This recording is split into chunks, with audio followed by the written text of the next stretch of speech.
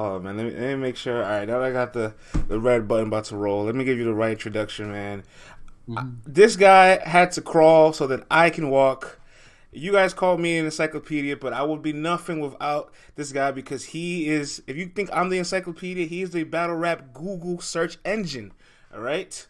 One of the guys that really cares for our history in the game. Somebody that cares about educating fans. Somebody that's been around for close to now 2 decades of being of a connoisseur of this culture. Mr. Minnesota Luke, welcome to Let's Talk Battle Rap. Hey, hey, hey. And I just feel like I always got to say this. Like, I think it was Big K who said Minnesota Luke knows a lot about, what did he say? I have the exact quote. He says, "You have a plethora knowledge of nothing." And that's so true, man. I can't remember right now. I'm trying to study to like change careers and become some sort of computer person. Bro, I forget everything. I forget everything, but I do have all this useless knowledge. Like right there, like you sent me these questions to look at, or and somehow I'm able to remember dates. I'm able to remember these things. But yeah, I mean, I just want to make sure it's clear that I a lot of the shit I know is bullshit, to be honest, and not all that important. But I do know some stuff, I guess. It's almost like this encyclopedic knowledge. It's like if I hadn't been able to transfer this exact same skill set into anywhere else, what could I be right now? Dude, no, you're telling me, bro. And something I always tell people is it's actually very weird because I actually have severe memory problems. I've had I have really bad memory problems actually, where Mm. I forget things that happen. All throughout high school, I would forget to turn in assignments, not because I didn't know how to do them, but because I didn't remember that they were due. Um, I, I have things in my life that I've been needing to do for 2 years that take a single day, and I haven't done them because I forgot that they exist. And then I'll remember when I get a note in the mail saying, you're $2,000 behind in this, and I have the money, but yeah. Why is So there a boot on my car?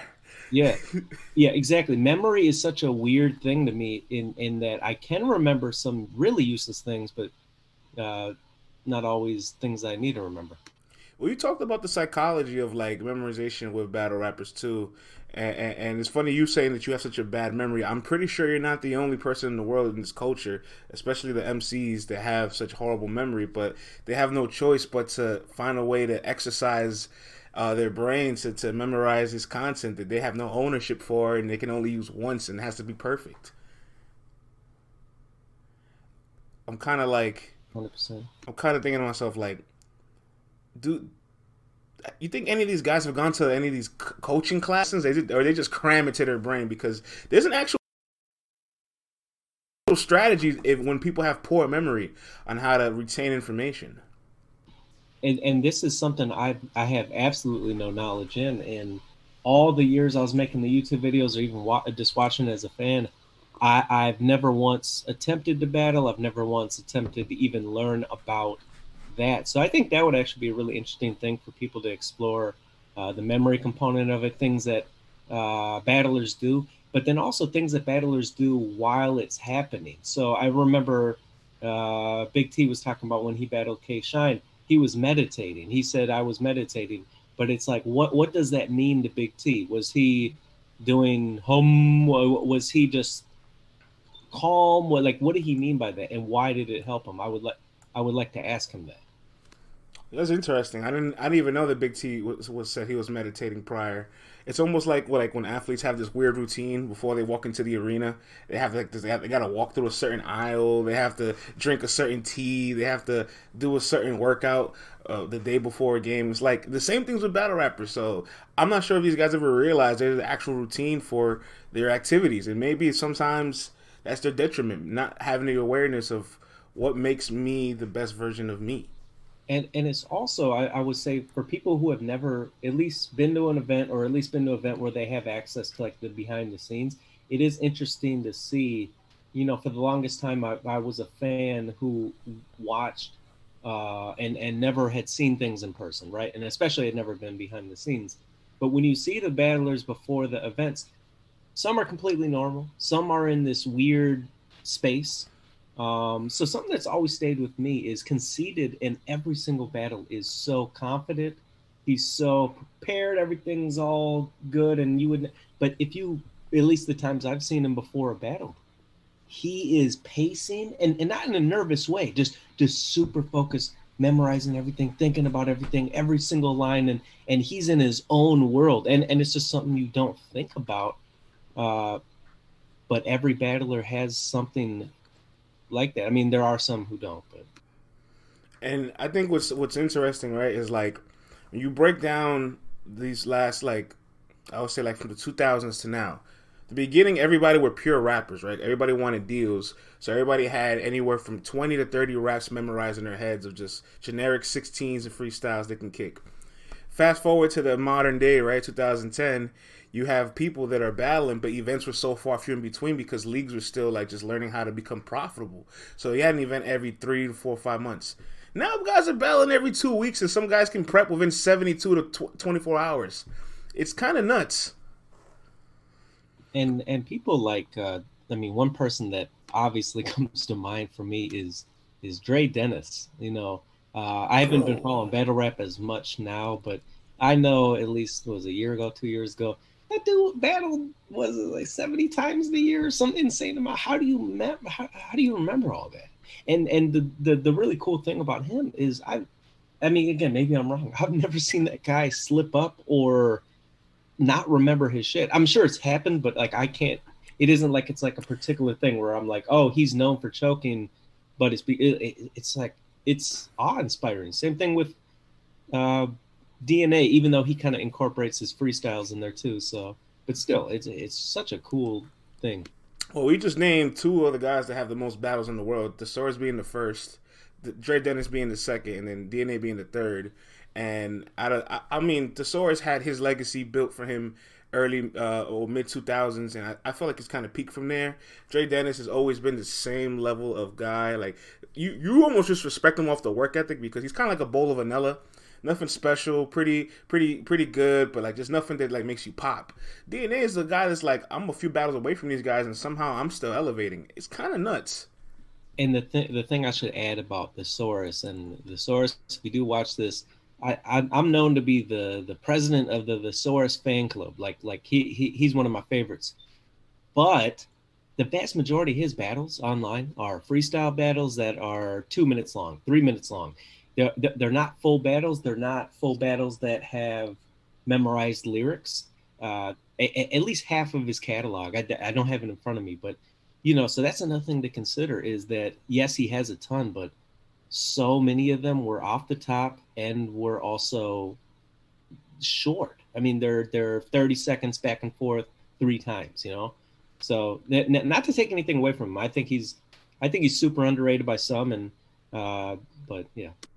He's a walking goat. I feel like you don't tell the story of greatness or like the all-time great list without him. But he does have a lot of chokes under his belt that kind of goes under the radar. And it's not like this is like 4 or 5. It's almost like in the tens, 15s. It's a lot. But He needs to stop playing poker and focus on battle, right? but you know what? This brings me to a fun question, right? Because obviously Thesaurus made his legacy 2006, 2007. Was well earlier. Scribble Jam's a little earlier, but WRC is where he really made his bread and butter, right? Now we're in the COVID setting where we might get double impact, looking like WRC's 2-on-2s in an empty room, right? But the fun question I want to ask you: Battle Rap Time Machine. If you can grab somebody from this era now and put them in the past to battle in any format, who would it be and where? Tay Rock, early Philadelphia. Mmm. Yeah, dude, You it had this would answer be. ready. I know it was the first thing that came to my head. Just because he has that super intense style that a lot of those early guys like. I would like to put him just in the middle of the street with like Eddie Morris and just have them yell the most aggressive shit at each other until it's over and then they shake hands. I mean, there's so many I could think of. I would like to see some weird matchup just to see what it would be like. Like you throw Shotgun Shug with Busy Bee or something like that. That would just be weird to I was see. literally thinking of Shotgun Shug. Like I was thinking, what if you like when Philly and Detroit had that those battles? I think they were in Detroit. What if you put Shotgun Shug in that room? You know what I'm saying? Against like a Eddie Morris and Busy. Yeah, I was literally thinking Shotgun Shug as well. I would love to see DNA because he's such a good freestyler in Scribble. Oh, 100%, man, 100%. I mean, there's this thing that DNA. It was a Red Bull competition. Maybe you've seen this video Mm-hmm. where they give them 6 words that incorporate in, I think it's 45 seconds of freestyling, Yeah. and he not only goes through the words, but he goes backwards through the words. I mean, DNA. I think, and I actually am working and thinking about working on a DNA greatest of all time video, and I've been talking to him about it. I've just been so preoccupied, but I think because DNA doesn't have this like tough guy image and whatever people want a battle rapper to be and look like and act like, I think he doesn't get the credit he deserves. I think a lot of people give him the credit that he deserves, but I think a lot of people. I mean, the man is brilliant. I mean, he's a savant. You know what I'm saying? He is, and again, I say this with considering the fact I'm one of the biggest of the Source fans. I think DNA is the greatest freestyle battler of all time. I think he could beat anyone, anytime. So I know you don't say that lightly because the freestyle era is an era that you and I both lived through, like live, and we still actually care about. I know a lot of fans don't care about it because the content didn't age well, and they weren't there for it, and they didn't realize the risk and difficulty of creating content on the spot. But you and I have a real admiration for the freestyle era, and so for you to say DNA is the best freestyler, the greatest freestyler, and he didn't even compete in that time period, that means a lot to his skill set. yeah, so it's interesting that you mentioned that. So I mean, you see my cities behind me, Minneapolis and St. Paul. That's where I'm from, and one of the greatest freestylers of all time is Idea, uh, from the Twin Cities. Rest in And peace. one interesting thing that you kind of see when you watch Jin, when you watched Idea, when you watched a lot of these guys. Now, not to take anything away from them, but you were blown away with kind of their rebuttals or their mentions of things on the spot. But when you go back and watch it now as a much more like seasoned individual, you notice that some of them, I don't want to say cheap because that means that like that I'm like disrespecting it, but it's some of it's less remarkable than you had remembered it, because knowing that uh, that you can reference something, but plan it wasn't something I was considering back in the day. It was just kind of like, oh, he mentioned that just as it was. He mentioned that off the top, but it was actually while the guy was rapping, he thought, oh, I'm going to say this and then this. I mean, don't get me wrong. There are a billion examples of people like Idea where, who was he battling? RJ something, where the guy was was dancing while he was rapping. He said he wants to be my backup dancer. Like, that's crazy, So again, not to take anything away, but watching some of those now, you're like, oh, okay, like I see what happened here. It's almost like pre-buttles before the term pre-buttles existed. Exactly. Oh, and another person I think is one of the greatest freestylers of all time, who's a leader in the modern age, is Bangs. Is just unbelievable, fucking unbelievable. He's such a good talent. Yeah, He's such a good he, talent. he's brilliant too. Absolutely brilliant. Yeah, I got to watch him and Chef Trez in the building, and they both agreed to do a all freestyle round, and I was just so happy because you don't get those moments anymore. You know what I'm saying? You don't get those opportunities to see two guys that say, "Listen, let's see what this looks like." And I've been out of the game. Like I haven't watched battles like much at That's the all. one thing, real quick. If you leave the game for like a year, it almost like just leaves you behind. Well, yeah, and but I did get to see what was it, Sharon and Trez, the end of that was just so fucking cool to see. Very It's nostalgic. so cool to see. I wish they did things like that. And I know it's actually the reason that they don't is it's very risky for a league. Freestyle battles, the main reason, among other things, I guess, that people transition from freestyle to written is that freestyle is very risky. It's a lot of it can be such shitty. I mean, think of all the times you watch freestyle battle and go, "I'm fucking, I'm a genius," and and it's just a bunch of bullshit because they're trying to get something but they Right. can't quite grasp it. You don't have that happen unless you're choking or stumbling in a written battle. You I know? kind of feel like the performance of freestyle battles also will look awkward now, because you see back then when like Ilmac or Swan, like they have the mic and they're like running back and forth. They're just trying to think, and that would look weird on the stage to see you just pace back and forth and like say the line, jump, put your head down to think for a little bit, and then and then get back to the bars. It wouldn't look attractive.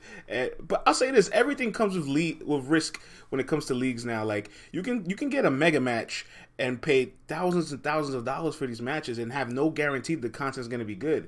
The only, I guess, benefit to creating freestyle is if you bring back a freestyle tournament, make it done that day, and give these guys, small incentive, like a little small base pay, but there's a large pot at the end of it. Everybody say, all right, well, I don't have to craft that much material, like, because I'm making it all on the spot. There's a chance to win a really big bag creating material on the day. I don't got to focus on writing, memorization, taking weeks out of my life, and I still get a solid base pay to get in here. And Do you it'll be big if you throw all these names together for a That's what I freestyle was going to ask. tournament Do you think today. that there's a market for that? It definitely is, I think. Yeah, I guess I don't know. Like I said, I've been out of it for so long. Uh, the retro styles I always thought would be cool to bring back, but I always got the impression that there was sort of a taste for it, but not. It's what it reminds me of is when everyone and their mothers talks about Jay Mills should come back, or this battle, this rematch should happen, or whatever. And then when it happens, it's like it's no one seems to give a fuck.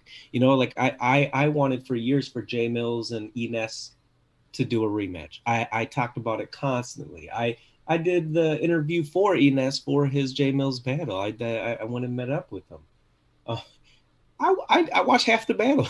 You know what I'm saying? Like, and not because I wasn't enjoying it, but because I was like busy doing other things. And so it's like I talked for years about how I wanted something, and then when I got it, I didn't give a fuck because I'm spoiled, and I think a lot of people are. They mostly get what they want, and then the things that they don't, they kind of take for granted. And With the worst part is, like, then when we actually do enjoy it, right? If it's not like mind blowing, all time great, like we're done with it in like 72 hours. 100%. I mean, remember when Reed came back and he just did okay, maybe less than okay, Right. and people were just like, I mean, they were expecting the second coming of Christ, and when it didn't happen, it's like, come on. I blame Lions Den for Philly not translating into modern battle rap, because I was at the Tay Rock and Kaboom battle 2009, right? And I couldn't get in. I wasn't that big of a guy. I wasn't a big deal. I had to watch it outside with everybody else on the TV screens in Black Star. And that night, Kaboom, I always thought Kaboom won that battle till they went to the OT round, and then Tay Rock just took off. And so Kaboom lost that night. Tech Nine battle goods that night, and he lost. And prior to that, when Philly guys came to Lions Den, the Lions Den will always like edit their rounds when they drop the battles. They'll cut it short. They cut certain guys like rounds like shorter than they needed to be against other guys' rounds, so you wouldn't really see the full content bar for bar. And it always kind of just like, well, Harlem and Philly had the biggest rivalry in the mid 2000s, and now Philly is relying on Harlem to distribute content. Of course, Harlem is going to alter the content that you guys have. And then, obviously, World Series of Hip Hop, too, right before Lions Den took off, Philly versus New York. So it was just like a whole, like, you're relying on your enemy to help you out with these things, but they're not going to help you guys. And I hate that a lot. And anyone who follows me or even knows me on a personal level knows that I have love for New York, but man, you guys are fucking biased No, we're sometimes. Shasty. I know, and I wish it wasn't that way because I really do think.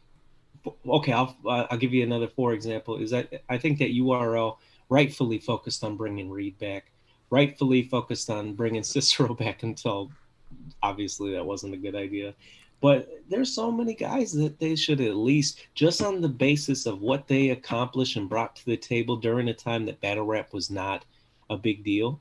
NH, Kaboom, a couple others should just be given one opportunity. I know Kaboom, most people don't know this. Kaboom has gotten some PGs. I know they don't call it PGs anymore or whatever, but Yeah, yeah, he did I do a mean, few he PGs, should but be he brought in shouldn't do for. PGs though. He shouldn't do PG. He's Kaboom, and if he doesn't make it, if it's not recepted well and all that, then he should never go there again or whatever. But I really do think, I say this a lot. Is Enes said something in when he did battle my son, in that world, we always got to go up the turnpike. They never come to Philly, and it's 100% true.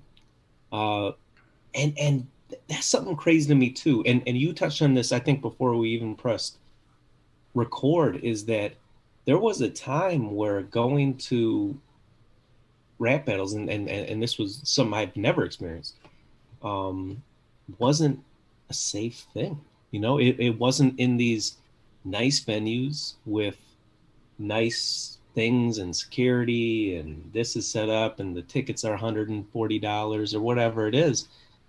uh, I go to a lot of local Philly events, so sometimes we have that vibe, but it's still an established sport, and no one would want to mess up their names. No one would want to get banned. No one, But I mean, back in the day, I mean, the impression I get is that shit could really pop off, especially if you go from a city to a city. So I know Kaboom and NH went to Harlem to battle, and nothing happened in terms of violence or confrontation, but they all got arrested. That Hmm. NH and T Rex battle. Right before that, they had all been arrested, and I think Kaboom said they were there for 8 hours or some insane amount of time in lockup, and then they got released, and then they did the battle. That's And crazy. I did not and know that. but just think about that. Like, if I'm at work, let's say I'm expected to go to work, and then I stay up until 3 a.m. in the morning the night before, I'm gonna be such a baby and be like, oh, I don't even want to go to work. But like, these guys are getting locked up for several hours, and then they're 2.5 hours from their home, uh, in the middle of, they don't know. I mean, they do know people, but it's still, like you said, kind of frenemies. To rap for So free. yeah, yeah, That's it's crazy. Yeah. Yeah, that's a different level of passion, and these are the backstories to those battles that you don't know, and these are things that you know that I love the most because there's storylines to all those DVD battles before they occurred, or the same night when these battles happen. There's probably like a little undercard that some like just gets lost, or like the footage never gets released, and I always say to myself like, what would it have been like if there was more proper coverage at the time? Because in the DVD era, media outlets were just a bunch of people with camcorders trying to create their own DVDs. But like that's kind of what the media was back then, as opposed to it is now. You know what I'm saying? But those guys never really got a chance to get the word out properly because nobody knew how to distribute news or use the internet. Like it just wasn't a thing. You know? Yeah, I mean, and not just the distribution, but the significance. Hmm. When Philly went to Harrisburg to battle, and I want to say off the top of my head that was 2004 or late 2003. No one knew it was going to be such a big deal, that it was going to be received so well. So nobody could ask Reed after his battle, like, oh, tell me about it. Like, what's the background? The only reason I know the background of the Harrisburg series is because I've met Big Star in person and talked to him. But Hmm. but it's like, that's not something that there's like a YouTube video on, or if you Google it, there might be some information, but not a lot. And like you said, that goes for everything, for every battle, for every type of thing. Uh, and there's so much missing history. That's the other thing that I hate.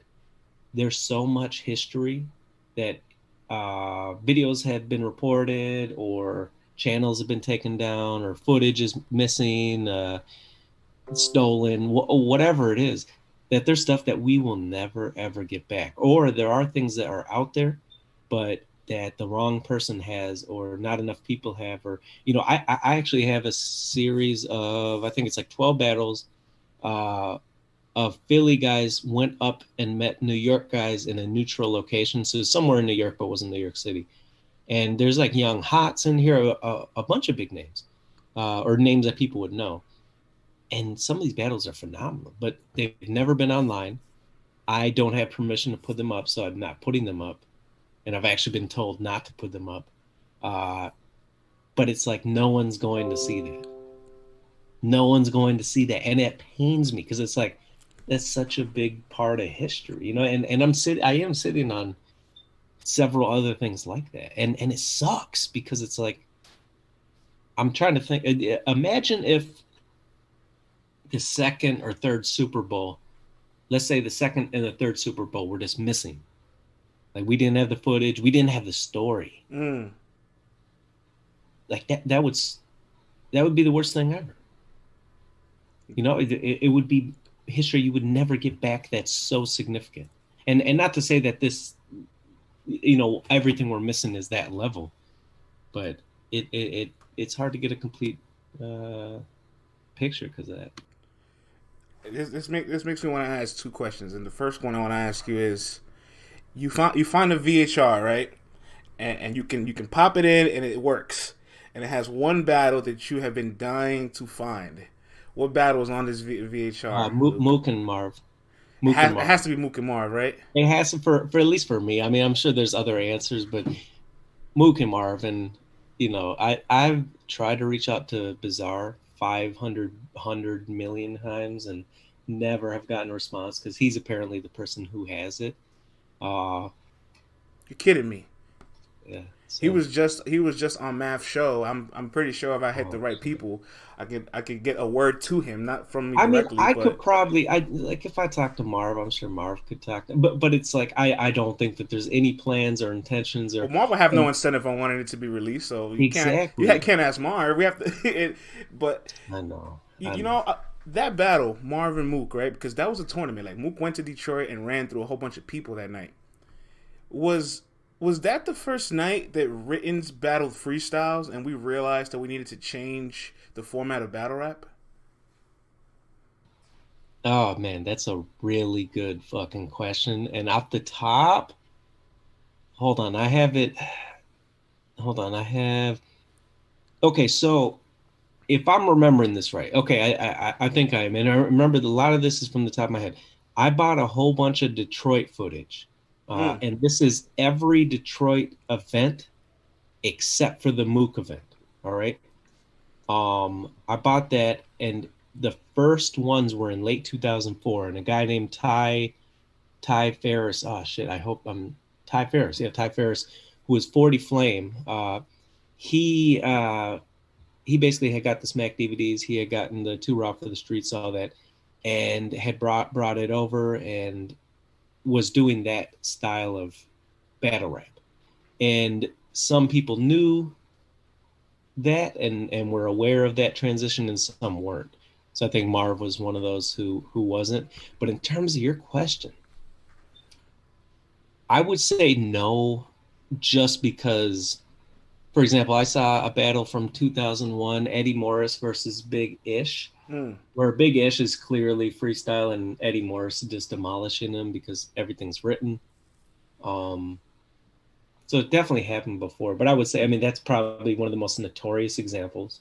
Yeah, that's definitely one of the most notorious vaulted examples, because then you think of like Shalino Shells and Fox 5 out in the Bronx the same day Reed battled the SB guy.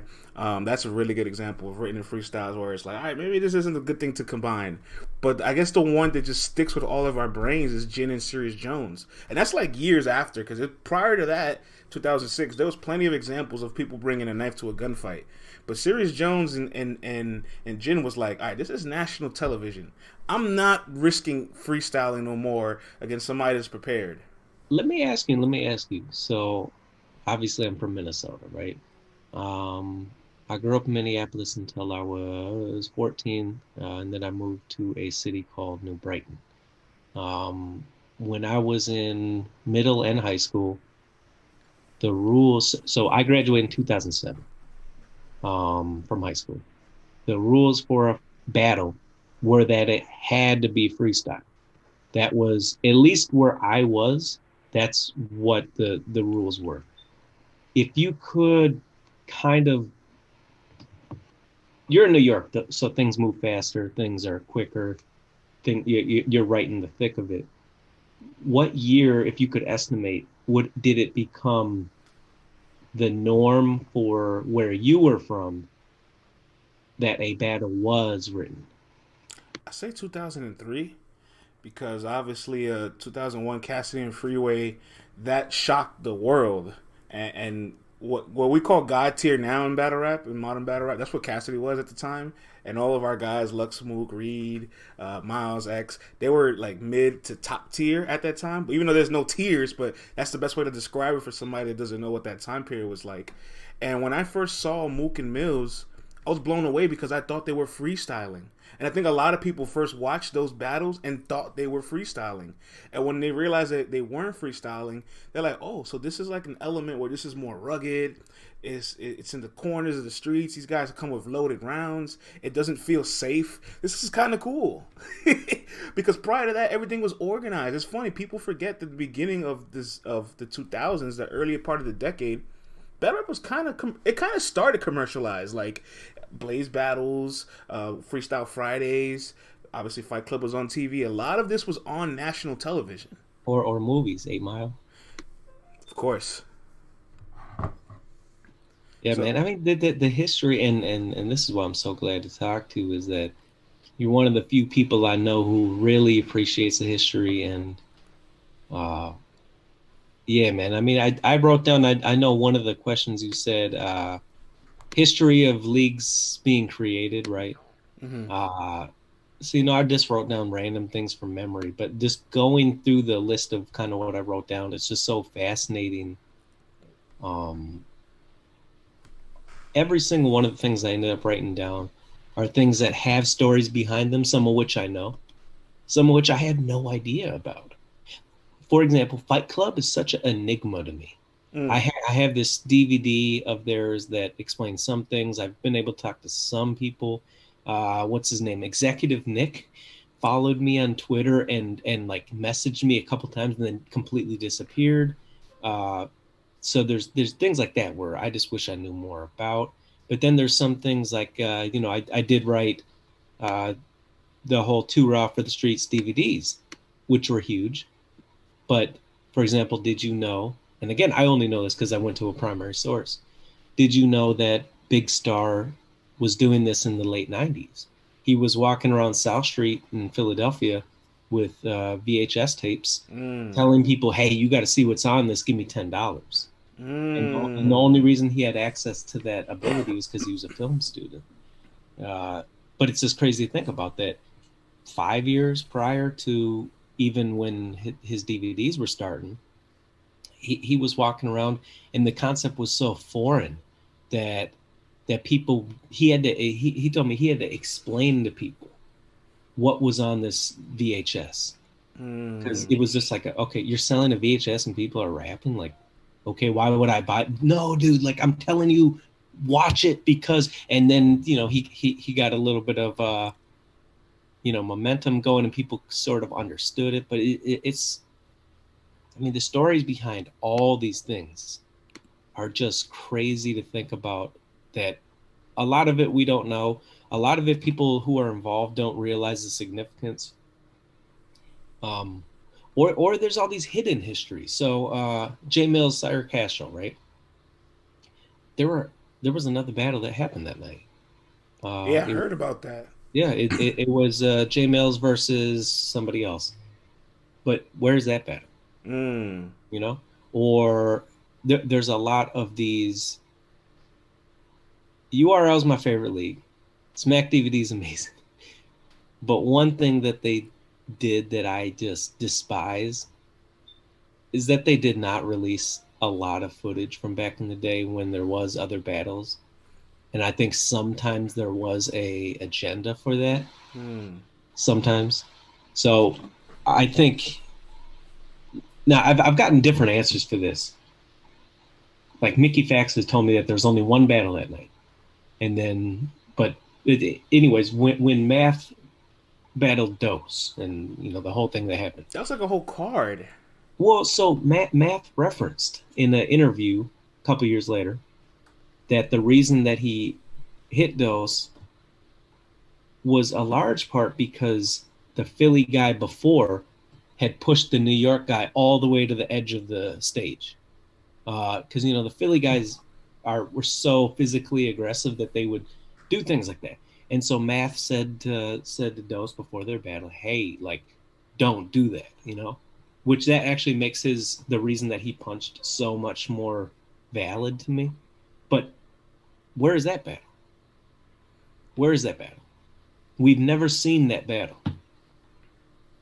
I have a suspicion that if it was a New York battler bullying a Philly battler, we would have seen that battle. And again, I doubt Smack or anyone with URL is going to be watching this, but if they are, listen, URL is my favorite league, and Smack is amazing, and all these things. But you guys do some shiesty stuff sometimes, like. Listen, there's a lot to unpack from that because first, I want to talk about how I think it's a little underrated how the battles were shot back then. Like Math and Dose was shot in the same angle that Mills and Mook was shot, same way as Artie and Mook, right? And that's partially because we didn't have multiple cameras, but that same angle that it was shot with, where it's like battlers to the stage, that didn't happen on URL till 2010 with Hitman and Arsenal, and they said let's bring that back, and that's why that battle probably felt so good to a lot of fans because that's like a real turning point of like I still remember the DVD era, and now we're moving to this whole new professional style. So I do I've think never thought of that in terms of Hitman and Arsenal. That's crazy. I mean, one thing I have thought about is the angles of every battle that has ever occurred. So the best example, because it's such a famous battle, is Hitman and Verb, right? I have a picture where it's not facing the battlers, it's behind the battlers, and you can see the crowd. But think about that. There is, or was, or however you wanted to describe it, an angle that existed at one point in history that, since it wasn't recorded, we'll never ever see that. We'll never see this one person in the crowd. We'll never see the guy in the crowd who yelled, what did they yell after Big Gerald? They went, what? Like imagine if you saw that guy, or just the reaction. It's things like that. Or I have another picture of a different angle from Hollow Hand and Pat's Day, where it's a totally different angle, and we'll never see that footage because there was no video. But it's crazy to think about that an angle can. And you hit the nail on the head with the Hitman and Arsenal thing. Can you imagine if that was recorded from the front? It'd be a whole different battle. I don't think it would be the same. I don't think so neither. And so that's interesting concept. Like just think about the way Math and Dose are shot, and all those battles are shot from battlers to the crowd. But to spin the block back on the Philly thing, like.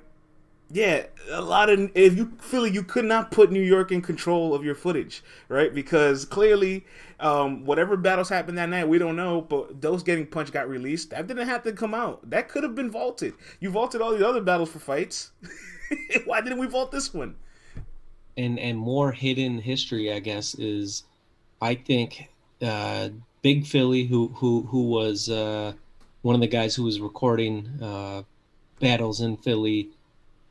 For the YouTube era, it's where Bill first started. It's where Tech first started. It's where a lot of guys got their start in the Philly area.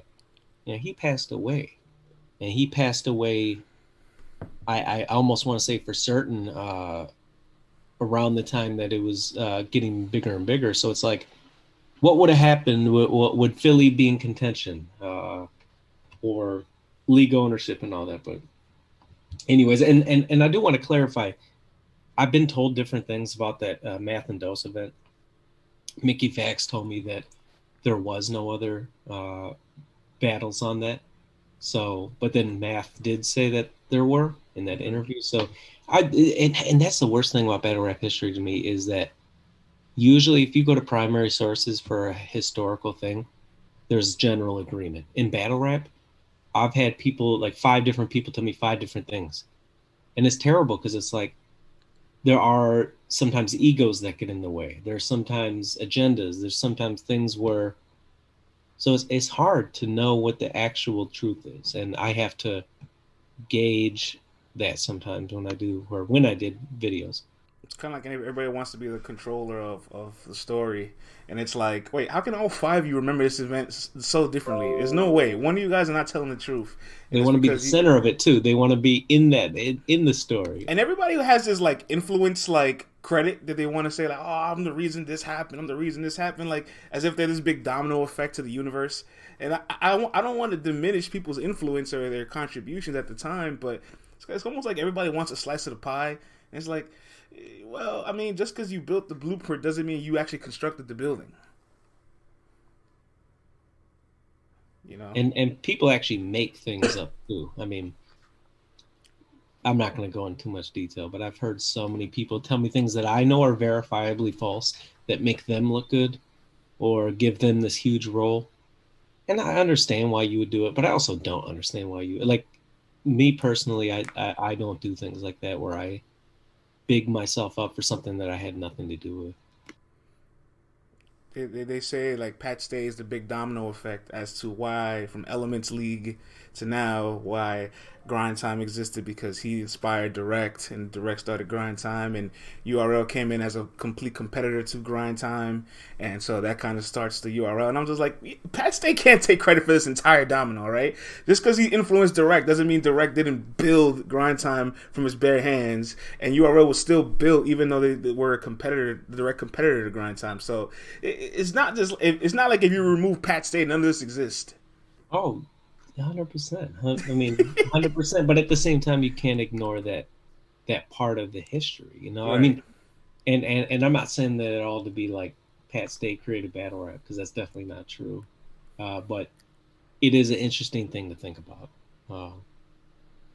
So How do you think like if you have to like chronicle Grind Time starting, right? Like let's start with Grind Time, then we'll go to King of Down URL. What was the chronicle of Grind Time like birth? Because you and I know, but I want this to now to kind of be like the moment where the listeners that don't know figure this out. yeah, sure.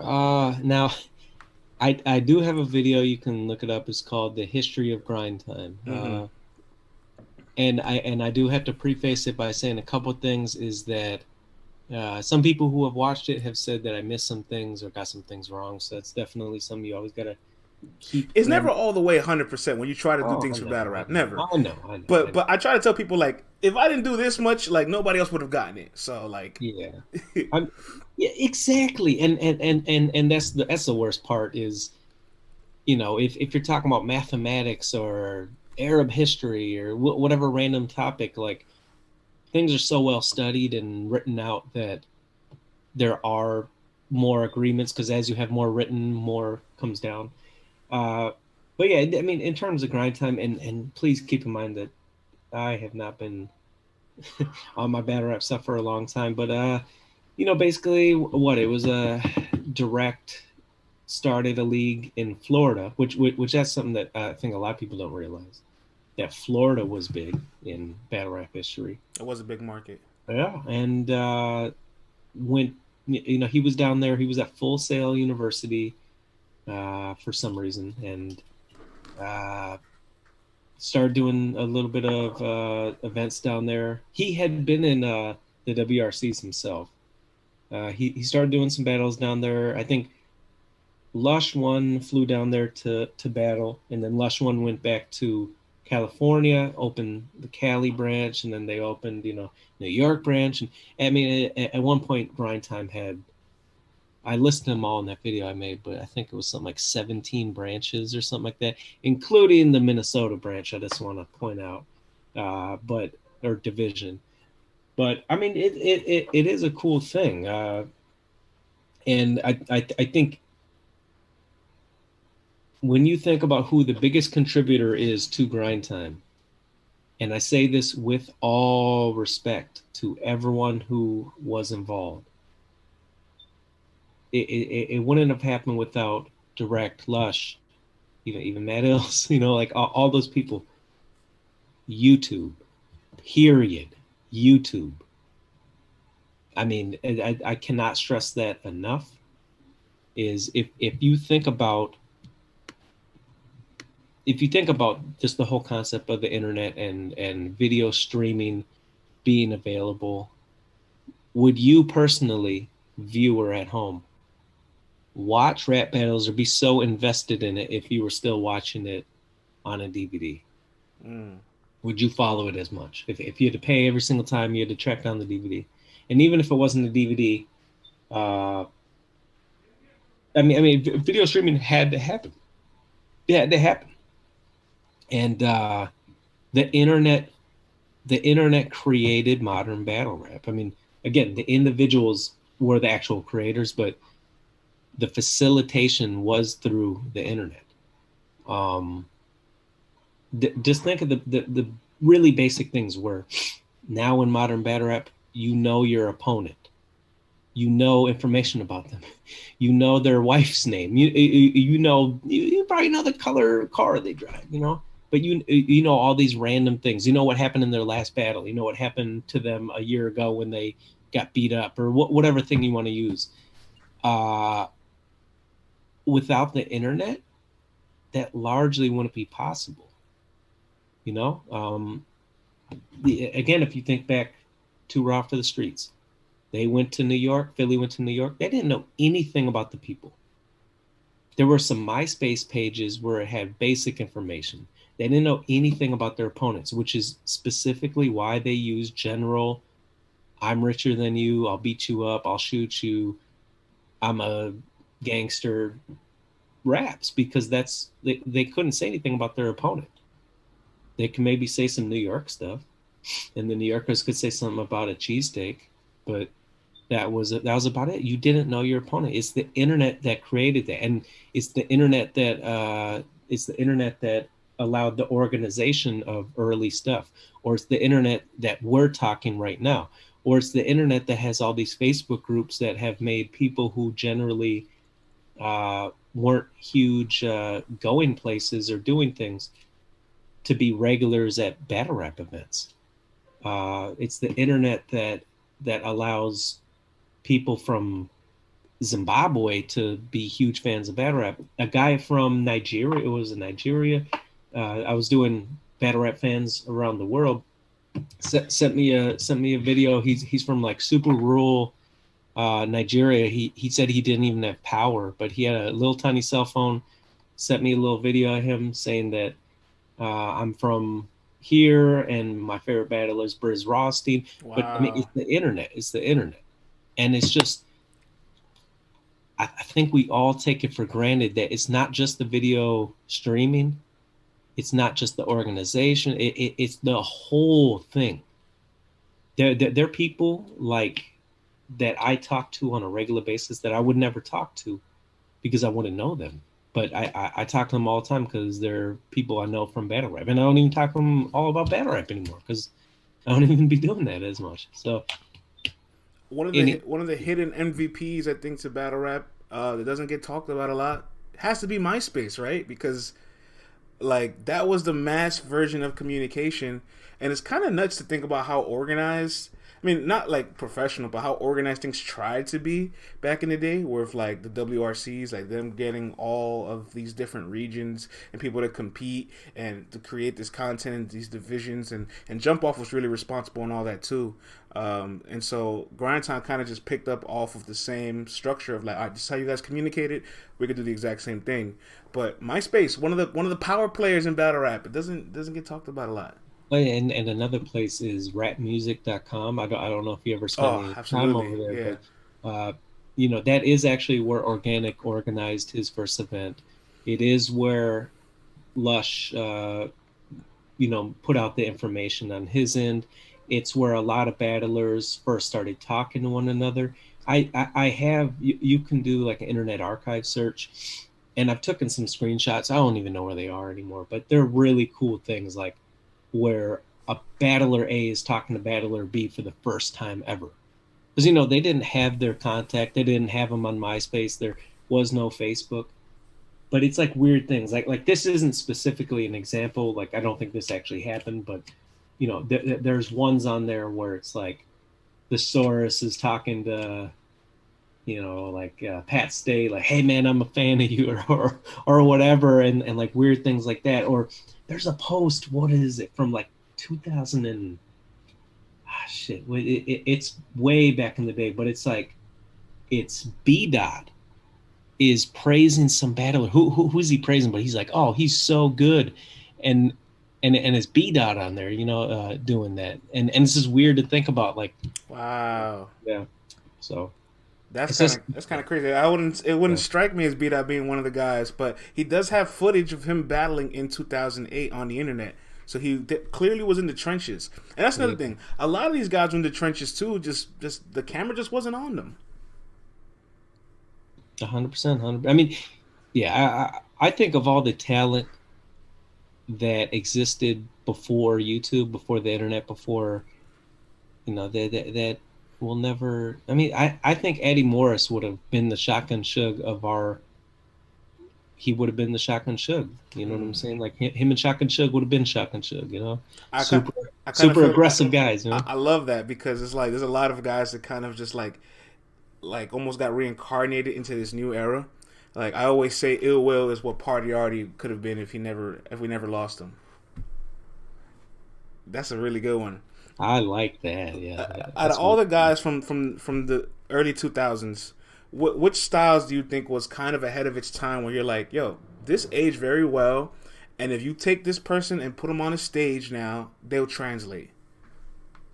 Yeah, I always say Steel from the Steel and Kaboom battle. Mm. Um, and it's interesting. You were talking about we're talking about the progression of writing.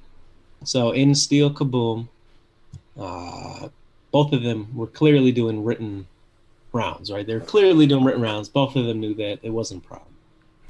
But Steele said, you know, I put the grenade in your lap. Boom. Last time you'd be hearing your name.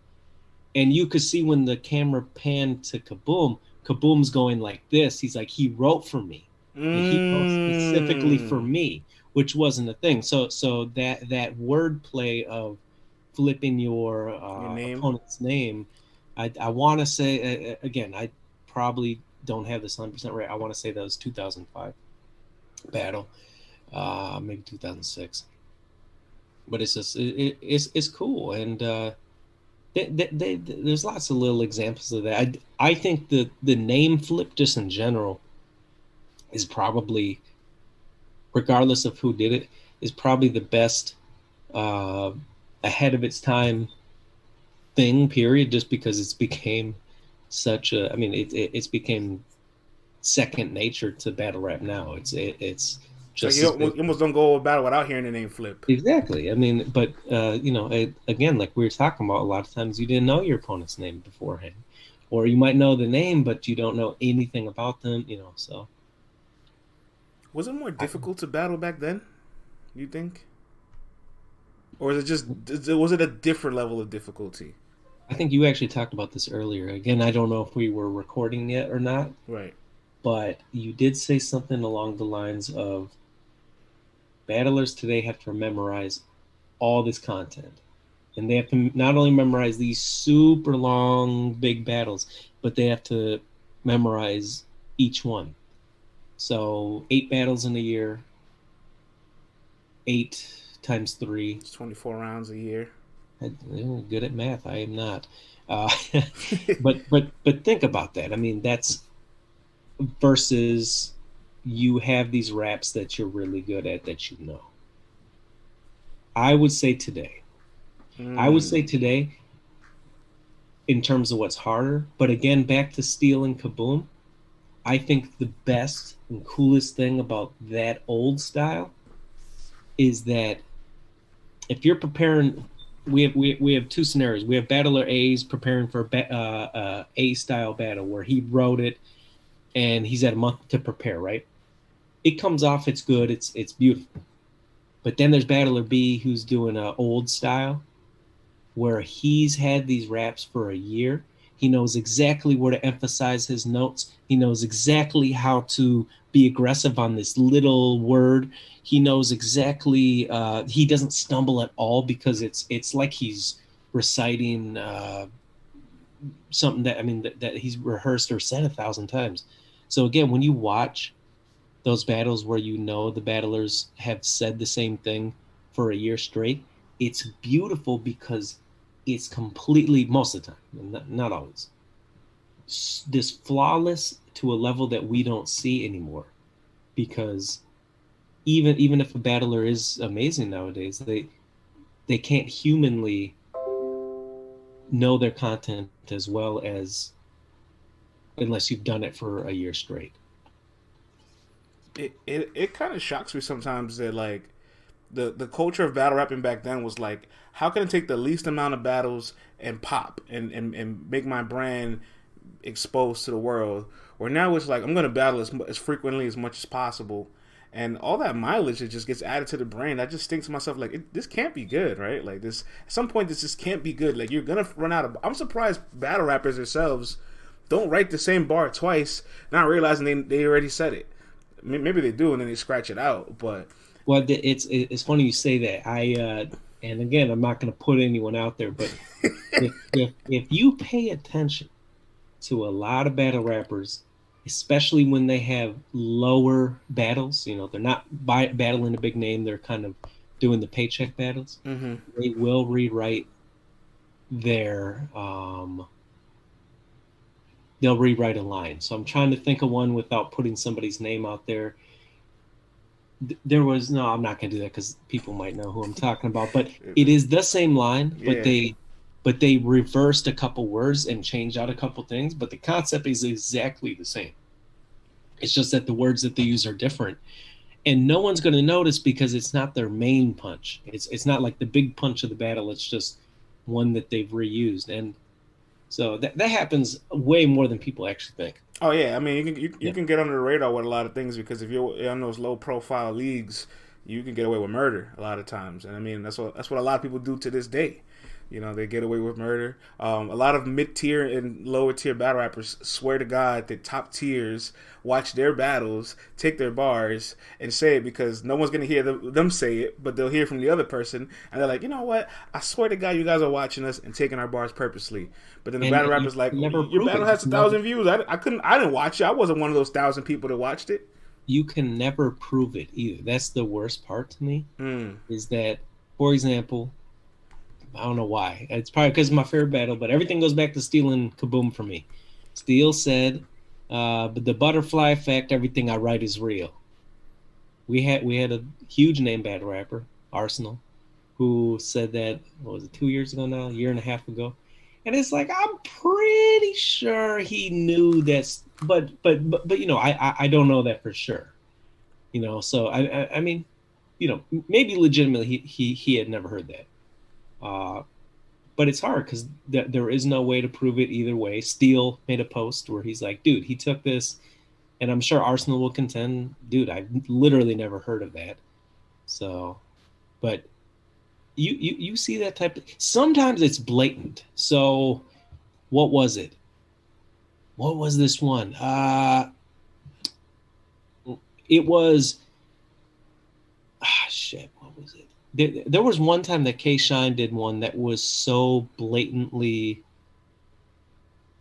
obvious. I'm trying to think of it. It was Averb had done a battle in St. Louis versus Cortez and had said something that was huge, and then K Shine did it 3 months later, and it was clear, like at the time you would have known this line because it was such a big deal. It wasn't double back like a camel. It was, what was the other one he said in that battle? Do you know? Do you know what I'm talking about? No, I'm gonna I'm find sure if I out. watch it all, I'll catch on. But there might have been a scandal. You're right. There might have been a scandal around that time. There definitely might have been. This happened now too, where like it's happened with Verb actually. It's funny you say Verb. Verb's the other person that you would think like had the iron low like a anemic bar against Goods, and then Avs hit the exact same bar, and I was like, well, I've never seen that battle. It's like, yeah, Verb and Goods is like a 3 million view battle. Like, how have you never seen it? It's a pretty big bench. But it's just very possible for these guys to think the exact same way. I'm not. It's not far fetched. And some of the concepts are pretty simple enough that it can and will happen. I wonder the most if like some of these concepts that that have evolved over time, like back to the time machine thing we talked about earlier. I wonder if like you presented the future back in the day, would we have been able to appreciate it, right? And I'm trying to think of some guys that were like that maybe weren't that good at that moment, but when you look back and watch it, you're like, damn, this actually was a pretty good battle rapper. Like this guy was actually really solid. You know, like it's not much footage of O Solo, but like O Solo back then being so unorthodox, like that level of unorthodoxness works back then, and now we actually want people to kind of be weird now. You know what I'm saying? But then vice versa, if you take like a New Jersey twerk now and put him in like lines, then we'll be like, well, what the fuck is this? Who is this guy? Yeah, I know. I mean, it's definitely an interesting thing, or how people back in the day who were very popular and big and the main guys today would be laughed out the building. You know, I mean, can you imagine Kool Moe Dee going on a URL stage right now? This No. I said biddy biddy bop biddy bop bop bop. You know, this versus Shotgun Suge. But you know what? Battles didn't feel as debatable back then. Even though a lot of them are. Like, you walked away with that room, and that room kind of had, like, a decision. Always. Like, that room kind of knew who won. Like, when you watch Mook and Mills, like, at the end, like, you're like, oh, Mills probably won in this crowd. But you watch it on cam now, 20 years later, you're like, this battle's mad close. This battle's mad close. Mook and Lux, the same thing. That whole fucking sneaker store is going crazy, but that battle's mad close. So, like, it felt like back then debatables weren't a thing. Like, people didn't even say, like, people would not say 2-1 preference because they wasn't 3 rounds. They weren't saying, like, oh, that battle's debatable. Like, they just gave winners. It's also interesting to think about how battles age, and sometimes you think that they're so amazing, and then, you know, Oh, it's the 7 years worst. later you watch them, you know. And okay, let me flip the script on you and actually ask you a question. Let's Is go. there a battle rapper that you've never understood? Like, you've seen that people love them or that they are a big name, and you've never understood it. Is there anyone you can think of? Because I have one, and I have done everything. I guess I'll go first. I've done everything in my power, and he's not bad, and I think he's good. I think he's really good. Uh-oh. I've never understood the Murda Mook is the greatest of all time thing. I've never, ever, ever understood it. When I watch him and Sirius Jones, I'm just like, what? I don't get it. And I know some people will look at that and say, oh, well, you don't understand it because of who you are. T-Rex is probably my favorite battler of all time. So I think T-Rex is way better than Murda Mook. I mean, maybe not right now, but you know, so it's not a style thing. I don't get it. But I always try to, because there are a lot of people who love Mook, and again, I'm not taking away from him. His place in battle rap history is completely solidified. He is one of the most influential people of all time, and I'm not at all saying he's bad, you know, but I've never understood the him narrative being a of like god thing, why you know? what makes him exactly the greatest. Maybe the most impactful, maybe the logo, because when he did 4 Smack battles, 4 Smack DVD battles, right? That wasn't a cool thing to do. That's why when Sirius Jones told him, "You've been on Smack 6 times and still ain't got a deal on the table yet," at that time period, it was frowned upon to be on that many DVDs and battles. Like, it's like, you still battling?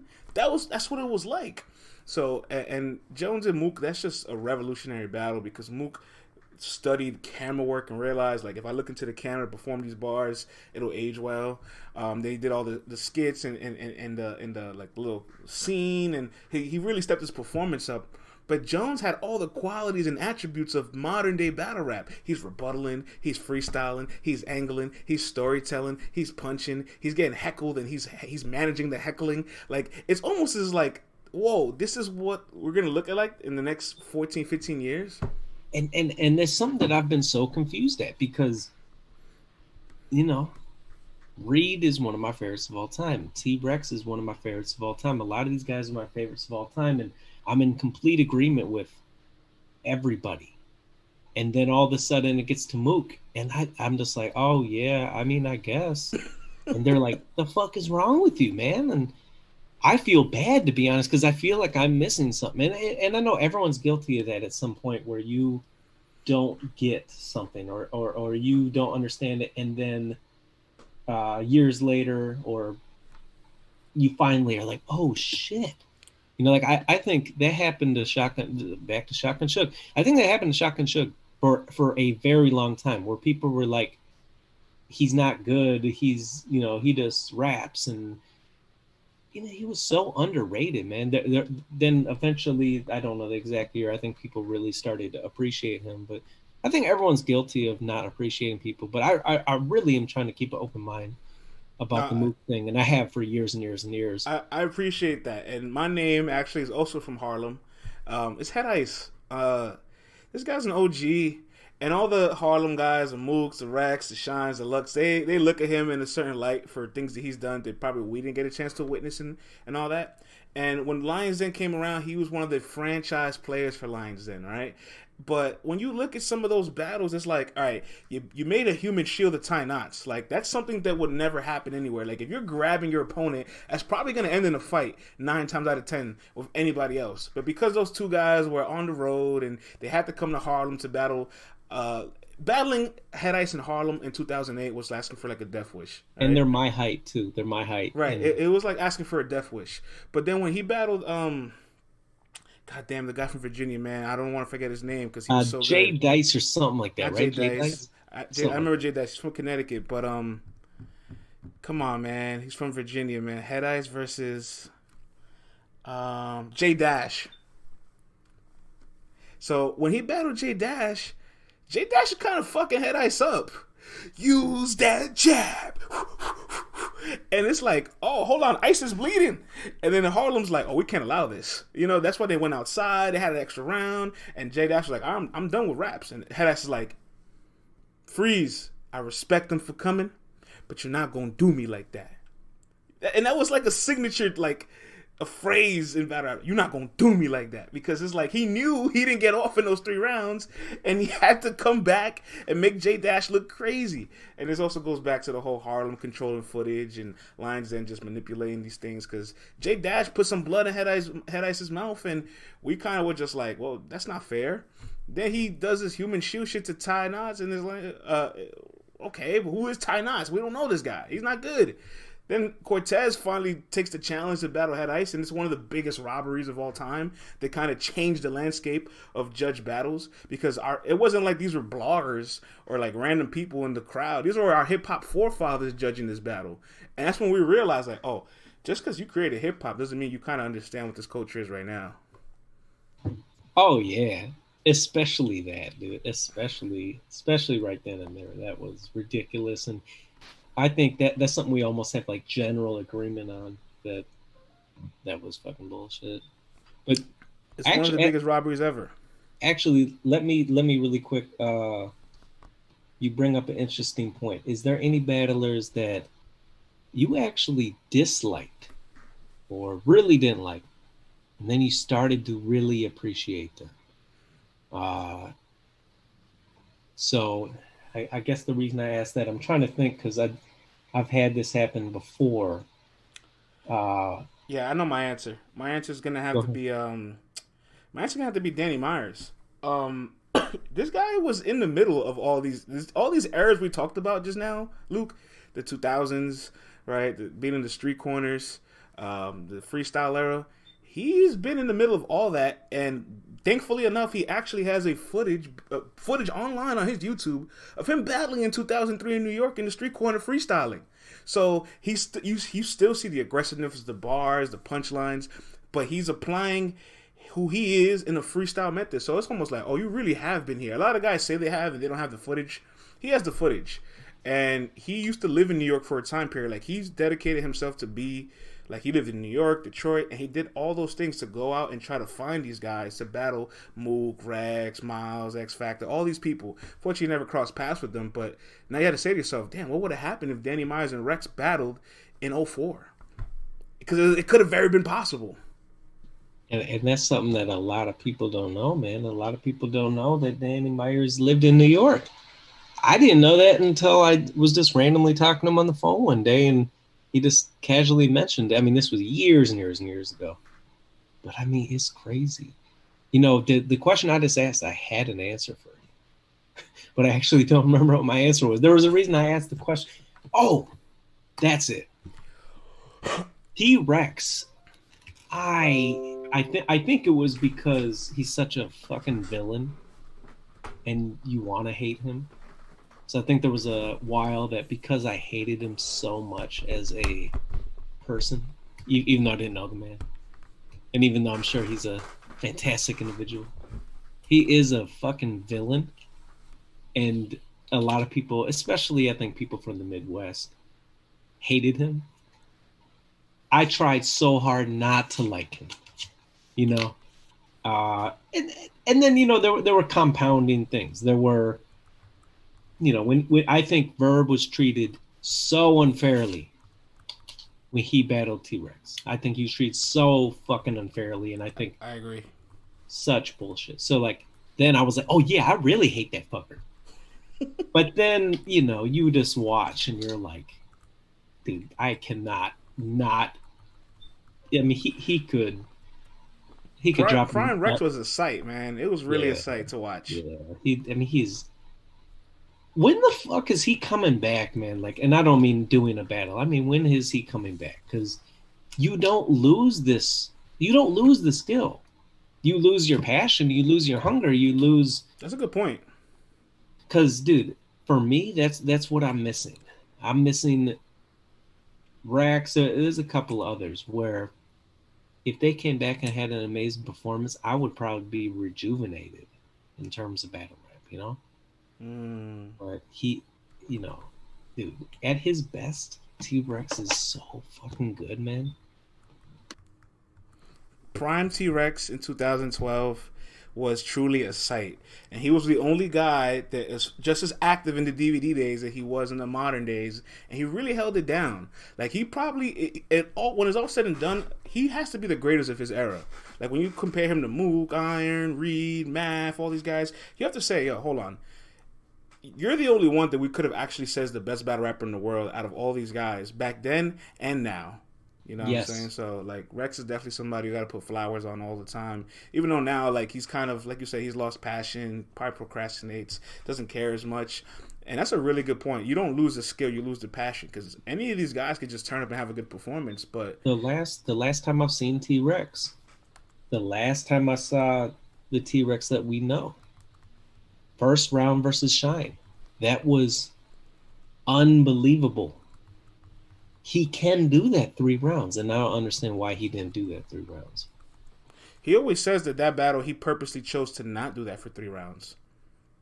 You know, and it's kind of interesting to see, like, damn, your first round was this good, so you could have kept this up. But, you know, watching that battle is just sad. You know, it's just kind of sad to watch him lose that way. And there's a lot of performances where you see the greats just kind of dwindle down.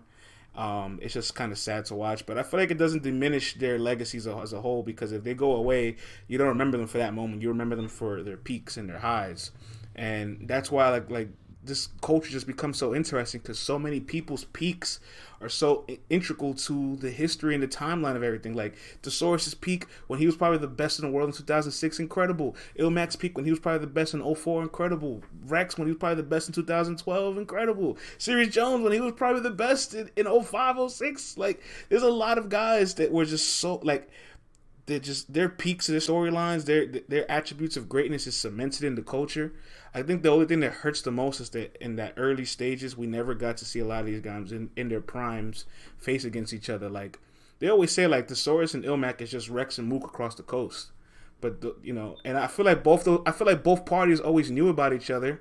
and respected each other, but never got the chance to actually just clash. And I think you also hit on this earlier, and again, I don't know if you were recording or not, but there are such different camps in battle rap in terms of what people appreciate, like, or know about, that sometimes those cross-platform battles work, sometimes they don't, and it also depends on what audience you have them in front of. I would like to, just as a curiosity, like to see, you know, the ones you just mentioned battle each other, but I think it would be perceived pretty terribly. I think it wouldn't be all that great. I think it would be kind of weird. Yeah, a lot of it's past this curve now, so like Yeah. now it'd be an awkward thing to watch. But there's just a list of so many coulda, woulda, shoulda, what if this happened, or like some of the even the biggest ones, like things that actually could have happened but it fell through, like Mook and Reed in '08 at World Series of Hip Hop. Like Lord knows how much different the landscape of battle rap is now if Mook doesn't catch a clear body that night and Reed, like him and Reed put on this greatest mega match. You know what I'm saying? Like they really missed out on that window. And maybe nobody realized how important these things were at the time, so that's why nobody put the precedent to make these battles happen when they needed to happen. What battles have we missed? So what I mean by that is, what battles needed to or really should have happened that have never happened, that it wouldn't matter if they happened anymore.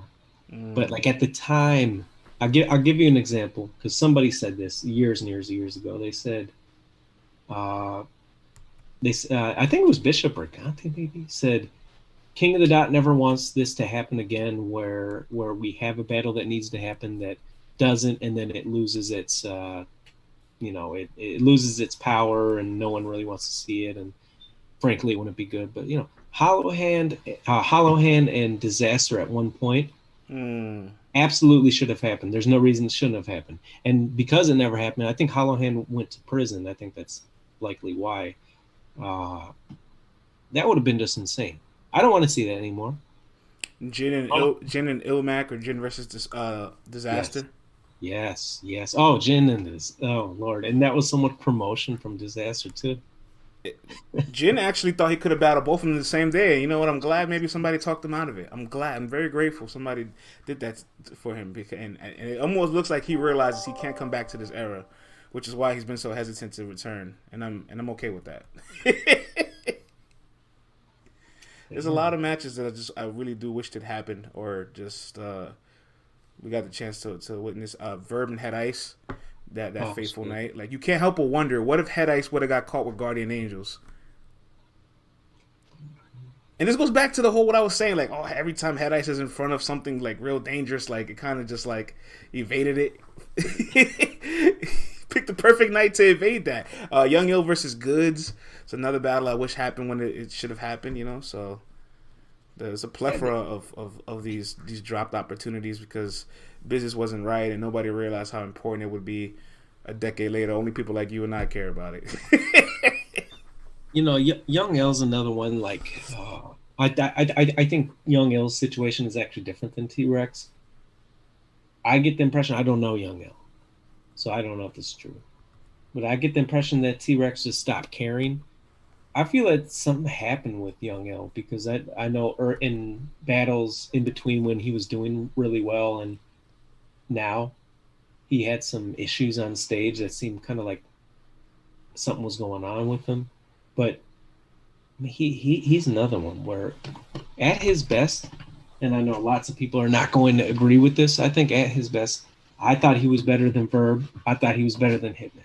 He had a window, Luke, where he was better than both, right? Exactly. I always say this, right? Gnome 1, 2011, was the first big like stage where 1,000 people were able to come in. It was the first ticketing event for URL, right. And Hitman and Verb opted out of that event because they had done so good prior, so they didn't need to be on Gnome 1. They were going to build the anticipation for later. Right. But because they missed Gnome 1, I feel like they didn't get a chance to translate to the stage. So when they main event and co-main evented, Summer Madness 1 and both bombed, and Young Ill did Gnome 1, it was like, oh, hold on, this guy knows how to perform good on the stage. these two guys don't know how to handle this magnitude of a stage. Then Young Ill has the T-Rex battle, and for that little 6 month window, you're like, oh, hold on, is Young Ill better than Verb and Hitman? Is Young Ill that guy? You know what I'm saying? Because then Hitman and Verb both had one rounders that didn't really pan out their way, and then they battle each other. But prior to them battle each other, Young Ill battle conceded and had a great battle to the masses. Never released. I was in the building for it. Never released. And so that little window is like, oh, Young Ill's the best in the Midwest. And then it all just went downhill. And that's another big what if Young Ill never just... What if Battle America continued? Oh, man. Battle America, Battle America, Battle America. That shit was fire. URL has to be happy with so many of the other leagues that came around and took those gambles that they weren't willing to take, because it fed the culture what we wanted, and it gave them the opportunity to still be like, all right, we don't got to take a loss on this battle. The culture wins, and we can use that to figure out how to build better. Oh, yeah, 100%, 100%. You know, they let other people bankrupt themselves, and they're like, all right, cool. Now that match is out the way. Let's get something else coming. And that's another. My YouTube channel is, I think it's 20 short-lived battle rap leagues. But when you actually take the time and look, it is a little insane to see, how many battle rap leagues there were. It just faltered.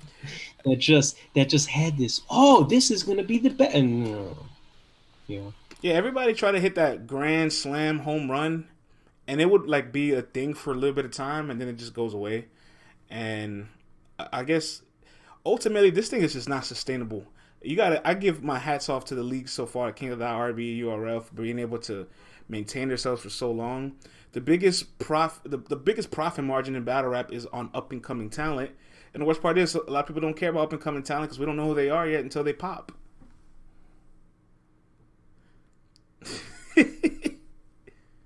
Right. There was another thing I wanted to tackle here. Let me see in my notes, because this is so much history and everything that we can talk about here. So you're big on collecting the history. I'm big on collecting the statistics of battles, right?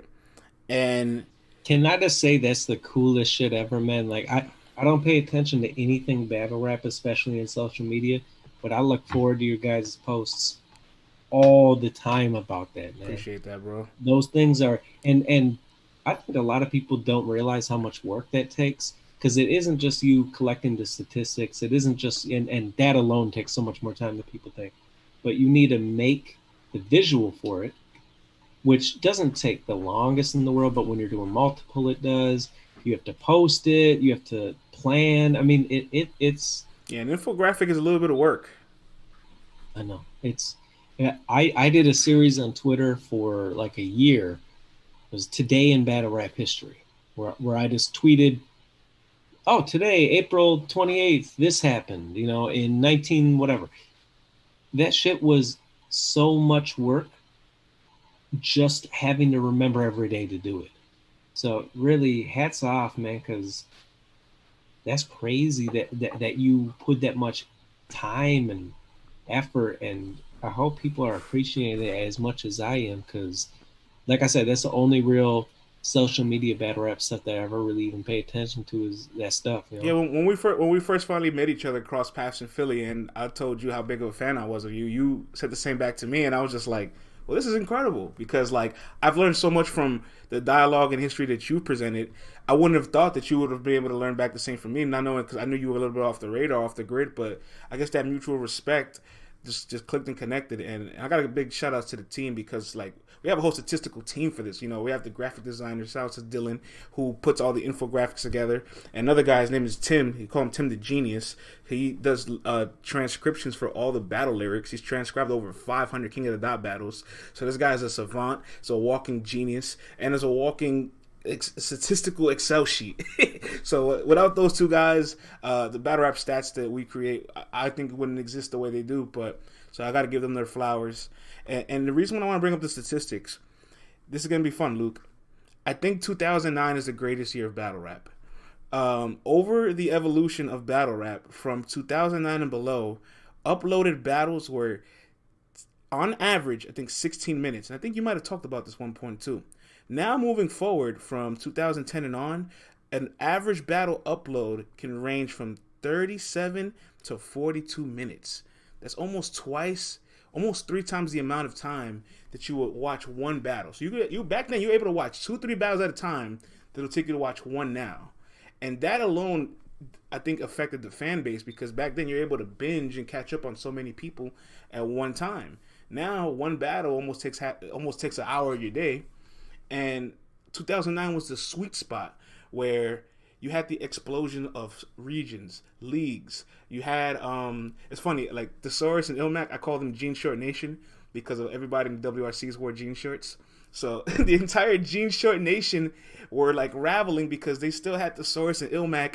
Maybe at the tail end of their prime. Well, the tail end of Thesaurus' prime. Ilmac still kept elevating as years went on. So you had those two guys being the face of grind time. You had Street Status, who just came in with these Midwest guys. You had Lions Den, who was holding it down when Smack took a 2-year hiatus. URL came into the end of 2009. Fight Club aired their final tournament, Arsenal and Hollow. Right? Obviously, King of the Dot also existed, so they started doing their chains and all that. And Don't Flop was about maybe months away from being created. So 2009, you had all these leagues and all these different parts, and World Star being the hub of all of this. It might have really been the greatest year of battle rap. That's a good breakdown because I generally look at it as 2012, but I think you make a pretty compelling. Make the case for 2012. Well, shit, I don't have everything in front of me, but shit, and I hope I have this right. Verb Hitman and Summer Madness 2. I think that alone. Those two alone. I think that alone. I actually have a document somewhere. I'm actually looking for it. You got Cannabis in Disaster that year too. Who gives a fuck? No, I'm just playing. I mean, yeah, sure. All right, 2012. Conceded Sue Surf. Oof. Shoddy Horror Arsenal. Oof. That Armageddon event that got canceled and was this crazy and all that. World Domination 3, Disaster in DNA reaches 1 million. Gnome 2, Vendetta, when King of the Dot went to Cali, kind of for the first time. It wasn't like their first time in Cali, but for a big one. URL Any Given Sunday. Hey, Vendetta was like the breakout for Daylight. Like that's exactly. There we go. See, there was that URL VIP only event. You know, the one where we haven't seen still. Is that the one where Conceited and Young Yo Battle? Yeah. Yeah. Blackout 2, King of the Dot. And I know it's late 2011, but URL went to Detroit for Motor City Mayhem. I mean, that's late 2011, but yeah, it all dropped in 2012. And they started dropping the. See, that's fair though. See, because like now it's kind of like if a battle happens, we can buy a VOD, it's pay-per-view, it's live stream, and there might be somebody trying to bootleg it, so you can get the battle when it happens in the calendar year. Back then, it happened, you weren't there. You gotta wait. So 2009 and 2012 definitely really strong. Like 2012, one of the most influential years. No one's ever going to argue all those battles you listed. I just think it's so crazy that in 2009 you had so many moving parts and all these talented pieces that came together that formed the pillars of what we're still watching today. You know what I'm saying? We're still watching Verb, Hitman, Cortez, Big T, K Shine, Head Ice. We're not watching Rex as much, but we're still watching Hollow. Right. We're still watching obviously Ilmac. He still battles frequently. There's a whole lot of guys in 2009 that we're still watching. And I pulled up this document on my end. So another 2009 things, and you have to keep in mind a lot of these dates are dates that I've found and I've tried to not collaborate, corroborate. But anyways, this is what I have. St. Louis travels to New York City for Lions Den, 2009. Fight Club tournament where Arsenal and Hollow battled, 2009. Battle of LA 2, 2009. Iron Solomon versus Jin is finally released, 2009. Grizzlemania 1, 2009. Battle of the Bay 5, 2009. Arsenal versus Conceited is released 2009. Passwords Hollow Down 2009. Bad Blood, Grunt Time, 2009. Oh, it says oh, you already said this, the first URL event. Midwest Massacres that year too. Mhm. Hollow versus Averbs that year. You know what I'm Yep. saying? Ilmac versus Hollow. Ilmac versus Khan. A Yeah. lot happened that year, Luke, and I Yeah. really feel like that's the year that. If you take any other year out of battle rap, the history changes. But if you take that year specifically out, the entire like just it just all like crumbles. That's a good point. I never actually thought about 2009 that much, but you're completely right. Oh, yeah, that's crazy. The Source and Ilmac headline Battle of the Bay 5, you know, and that was like their big rematch.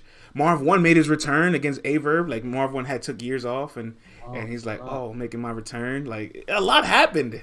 And think about See, this, when you watch that man, you're Battle of the talking. Bay flyer, you look at it, Averb, DNA, Hollow Pass. They're all at the bottom of the flyer. These are guys that like headlines are headliners now. Did you pull this up? You pulled it up? I have this all on my wall. What? Yeah, let me see if I can show you. That's cool as hell. I need that. Let me see. I'll show you the wall, man. Whoop. There we go. Check it out, No bro. fucking way. No fucking way. What? What? Yeah, bro. It's a whole. I got Bro, every. don't say shit about me being any type of battle rap encyclopedia. Are you fucking kidding me, dude? What? That's the coolest shit I've ever seen, man. Hey, listen. You'll actually appreciate this. I never ended up doing it because I've been buying and selling cars, but I really wanted to deck my car out when I was super into battle rap. I wanted to deck it out with just like custom made stickers. It'd be like, uh, it'd be like a little picture of Averb, and it would be like, "So it's showtime," and then that would be on my bumper, along with like thesaurus, like 2 times, and along with like Loaded Lux, like all these like. I My would. dream is to create like portraits of like artwork for all like moments that matter, like a picture of Ilmac the Source together, you know, like a picture of like Verb when he has the jacket when he battled Hitman, or like Hollow when like he has like I don't know, so many different moments I could just pick apart. Like I just want artwork for that framed and just make a whole like calligraphy of all that stuff because No, like I would love something like that, like a big frame thing of Verb. I mean, you know, here's one thing that I think you can feel me on is that a lot of people, I think less nowadays because it's became so big. But I know early on in battle rap, people would give me a hard time because I was so into it, and they'd be like, "Dude, like, it's like to me, it was my." I moved to Philly in 2000 and I don't remember exactly, but the Vikings are not on out here. Timberwolves are not on out here, and none of them have been doing well anyway since I moved out here. Really, so I'm not watching sports. You know what I'm saying? Battle rap was my sports. Nobody gives sports fans a hard time if they wear fanatics. gear. Yeah, if they ask for autographs, if they spend $12,000 on season tickets, nobody gives them a hard time. But if I, you know, like, it's different. I'll take It's it one like, step further. You don't even got to use sports, even just hip hop. If you are a hip hop connoisseur and collecting all these hip hop artifacts, nobody cares. You create battle rap artifacts, somebody's gonna be like, "You weirdo!" Like, what do you mean? It's still hip hop. What? I had Hitman Verb as the background of my phone for the longest time, and people were like, "Oh, that's weird." And I'm like, first of all, I don't really care if you think it's weird. Like, oh well, Yeah, like that's my phone. yeah. But it's like, yeah, I probably, especially at my peak, took it too far. But it's like, who cares? Like, that's what a mega fan is, you know. But I'm sure at some point you've probably had somebody, whether it's directly or indirectly, just, oh, I think you're too much into it. Like, who? Okay, like it's an interest, just like anything else. Like You know some what it people, was though is that when we were into it, it wasn't a fully blown industry yet. yeah, So we didn't yeah, know we can monetize our insight and knowledge of the culture. Right. or spread this awareness, or even create a platform or a voice where it affects and touches leagues, artists, fans, Mm-hmm. supporters, and brand new fans. And so once we started to realize that, we're like, hold on, we kind of have a responsibility now that we have all this information, and to continue to obtain new, and spread it to the masses. It matters a lot. I really feel like nobody saw this coming, and that's why maybe over the past decade or so, so much money's been left on the table, so much business has been left on the table. Nobody's still really, even to this day, we still haven't really figured out and cracked the code to this. Like, no battle rapper has created wealth or residuals from this. So we're probably in the best positions. I always say this: people that are content creators, whether they're media, whether they're compilation guys, whether they're infographic guys, we have the best seat in the house, because we can keep revolving with this, or keep going backwards to all the stuff that exists prior. The artists, I feel bad for them. They're the main act, and they're the reason why this culture exists, and they probably have the least opportunities to create revenue, as opposed to us. It's kind of nuts. You know, another thing that's super interesting to me is the number of people who are not casual fans of battle rap, but very casual fans of battle rap. Like, I'm talking about, they watch battle rap and they will know one or two names, and they'll watch like once a month, just like randomly turn on something, you know. I remember I'm in Norristown, so, you know, bill collectors from out there, and I was in a Walmart parking lot, walked by this guy watching on his phone some sort of Big T battle, and I'm like, hey man, you know, we got an event in Philly coming up and all that, and he just kind of was like, oh, they do battle rap like events, and I'm like what? And you know, I remember I was traveling one time. I was in Cincinnati. I was in the library. Guy was watching T-Rex and Arsenal, and I talked to him a little bit about it, and he wasn't like a fan. He was just kind of like, oh yeah, occasionally I'll pull these up and watch these. Or, you know, this girl I'm seeing right now, she talks all the time about, oh yeah, there's some sort of battle guy that I watch, like, you know, once every couple, you know, whatever. And I'm like, oh, what's the name? Oh, I don't even know. It's like, and that's a crazy concept to me, is the, not the casual fans, but how many, there's so many people who are, they watch, and these are millions of people who watch, but they don't really follow it. They just kind of one day are bored in bed on a Sunday, like look up rap battle. Oh, URL. Oh, King of the Dot. I'm going to watch this for a little bit. So, I mean, that's super interesting to me, because as you very well know, when you're at this level of interest, everyone you surround yourself is a battle rap head too. You know, when I'm talking to guys like Troy Martin on a regular basis, it's like, that's the type of person you surround yourself with. So you are around other battle heads, but you don't realize that the vast majority of battle fans are casual.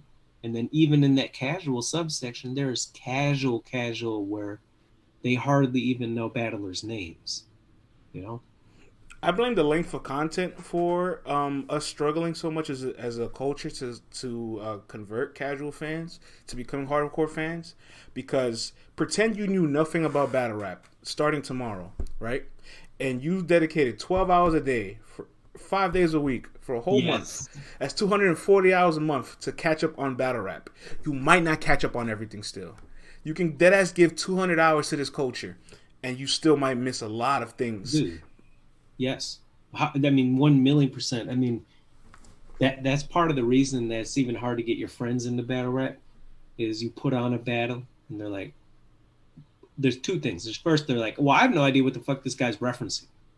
But then in the other way, especially if they are not super hip hop people, they'll be like, okay, what does this mean? Like, I've made the mistake a million times of playing JC versus Chilla Jones for people. I don't think that's a good battle to introduce people to. It's a terrible battle. I'm a moron, but I've showed it like 3 or 4 times. People say that. I don't personally feel like it's one of the best unless they really love hip hop. But like, I bring them to Iron and Math, a good intergender battle, simple wordplay, but it's effective. Do you say intergender? I'm saying I'm sorry, interracial. I'm sorry. Good catch. Thank you. I was like, what am I missing here? I'm sorry. Interracial. Ooh, we might have to bleep that one out. A good interracial battle. People love to see some black and white like mix in the ring, because it's like, oh snap, like who am I voting for? Am I going for this white guy that's really good, or am I going with the brother? Oh no, this white boy is nice, and it's almost like creates this whole like fascination of wanting to watch it. That's why battles like Pat Stay and Danny Myers resonates with people too, and so there's a lot of interracial battles that kind of work for the casual eyes and ears.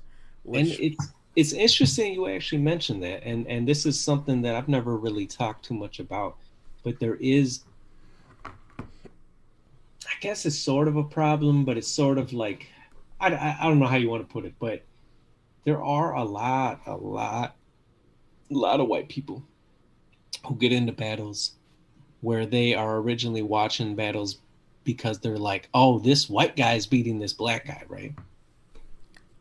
And then they do transition into becoming real invested fans who like everyone, regardless of anything. But it is interesting how many people start like that, in the culture, in their appreciation. Then they grow. They watch Iron Solomon and Math because they wanted to see Iron Solomon, and they liked him because he was a white guy that was doing so good. Yeah, like they were like unicorns at the time. Exactly. That's why I hate it when Jin and Iron battle. I'm like, right. You put the two unicorns against each other? Why would you do this? Like, you're supposed to put like Jin against like Rex, or like Jin against somebody from Philly, like, and Jin had a solid resume at the time, like, and had won the Fight Club Power Summit, right, against Shells in Puerto Rico, and that was major. So it's like, wait, why are we putting Iron and Jin against each other when Iron wants Mook, Iron wants this guy, Jin wants this guy? Like, don't put the two unicorns against each other and make them like kill each other, because Iron killed Jin, and that was like really the biggest fall of Jin. Like, he lost to Jones, and then he doubled back and lost to Iron, and it's like, yeah, this is when losing was big. Like, if you lost back then, clear, like, your career could really take a hit.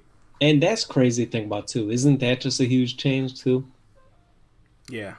That's just crazy to think about. I mean, we have people who haven't won in 4 years who are still, the biggest names. It's crazy, man. Yeah, well, now that it's a business, and as long as you're marketable and you're profitable, you can get booked no matter your win-loss record. But back then, it was like people went out their way to see you, and you went out your way to perform, because you probably weren't getting compensated, and the people were there to try to see your talents. So if you left a sour taste in their mouth, that's all they're going to remember of you. It kind of shocks me sometimes that Tay Rock himself actually got a second lifespan at this, because getting bodied by Clips was like whoa, hold on, you're not supposed to die like this and come back. No, it took him a while though. It did. And again, I think people without the appreciation of the history, or new-isher fans, like, don't realize that Tay Rock was not the face. I remember when Tay Rock battled B Magic, and Smack had said something like, I did this for my birthday because these are my two favorites. And if he had said that about Tay Rock now, they'd be like, oh, duh, like, Tay Rock's the face. But like, at the time, it was like, Tay Rock's just a guy who battles. He wasn't all that. After Ill Will, after a couple of those things, he became this mega star. But he had to work his ass off. He had to work his fucking ass off. Who do you think's the greatest battler of all time? Of all time. Not in terms of accomplishments. In terms of pure skill. Wow. You could pick three. Pick three. I could pick three. Okay. I'm going to put Ilmac in there, because I generally feel like he has the rap ability, the punch ability, the freestyle ability, the angle ability to go toe-to-toe with anybody. So Ilmac's in there for me. I know a lot of people like to put Hollow down because he's a Swiss Army knife, but he really is, yeah. I feel like DNA is just capable of doing every single thing that Hollow could do at a higher level. He punches better. He rebuttals more. He can mid-round rebuttal freestyle more. I feel like he constructs better angles. Yeah, sure, Hollow can paint it a little really good and knows how to use props to like make it like pop and stand out, but I just really like the way DNA does these things. You know what I mean? And so that's two. Ilmac DNA. Um, one more, man. One more. It's hard, man. It's hard. It's unbelievably There's hard. so many greats. That's the thing. And I think my third might really. It's gonna be somebody from the Midwest. I'm stuck between Averb and Hitman, because people like to put Averb above Hitman, but I'm really one to say Hitman doesn't have too many bad performances. He's explosive. There's this weird notion that he doesn't have bars. If he doesn't have bars, how does he have all these moments? How does he have all these statistics? How does he have all these leaderboard high view level battles? You know what I'm saying? No, I genuinely believe Hitman is somebody that can beat anybody, and a lot of times he goes into battles as the underdog and still prevails on the road. You know what I'm saying? So between Hitman, DNA, and Ilmac, you give me those three, I'm confident in my chances against anybody. So all of mine, with the exception of one. So I have two that I'm thinking of that they are on the basis of if they give a fuck in their battle, if they try. So I'm gonna say Averb period is just top three for me of all time in terms of skill, and it isn't about if he gives a fuck because he all would come with it. But the other two, T-Rex, we already talked about him. That motherfucker, when he comes and he does his thing, he's untouchable, in my opinion.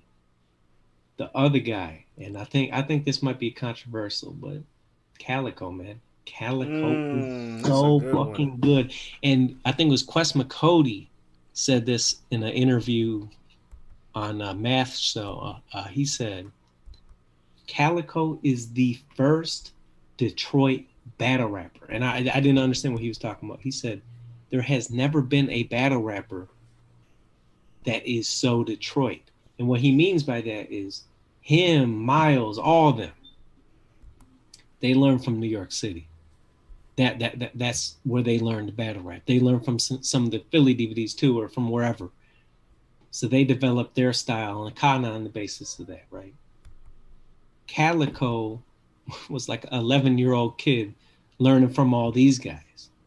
So he's the first like Detroit battle. I thought that was super cool. I will say in terms of pure skill, that this is another one that I think is gonna be super controversial. Maybe I'm just biased for the Midwest, man. Fucking Clean Paper, bro. Like, listen, I know he was such a special talent, Luke. Bro, he's special. He's that man is. Even have you ever been around him? He's so fun to be around. He's so fun to be around. The man can think of things at the top of his head that are just like the way he talks is the quickest. He's one of the quickest thinkers I've ever seen. I remember people don't know this, but he spends a lot of time in Philly. We're at a Philly event and they were making fun of me because I told them I don't watch the Vikings unless they are winning, right? And everybody's giving me a hard time, like, oh, you're just a bandwagon, you know, whatever. And Clean jumps right in the middle, is like, Luke, I got this. And he just goes off on them talking about, I don't know who the Detroit, QB is, and unless that motherfucker's winning. But like I can't even do what he did. But he just decimated this group of like 12 people who were fucking with me and just joking around. And it's just, I don't know. Clean, I think he lets his whatever else is going on in his life, and I don't mean that in like a bad way, like there's bad things going on in his life, but I think he just doesn't take bad rap seriously, But I think when that motherfucker is on, like him versus QP, him versus Arsenal, that shit is unbelievable. Yeah, he's incredible, man. He really was supposed to be one of those next guys to carry the Midwest torch. And even when he battled Tay-Rock and he had that like crazy first round, the drag queen, you say to yourself, if you didn't just mail it in and gave us another round of this, could you have ended Tay-Rock that night? Like Tay-Rock's name's spelled wrong on this flyer. Like we still didn't we wasn't sure if we wanted Tay-Rock in our lives yet. That's a drag queen. Oh my god, dude. And this is another thing that people, I don't think people really appreciate. If you watch Clean Paper versus B Magic,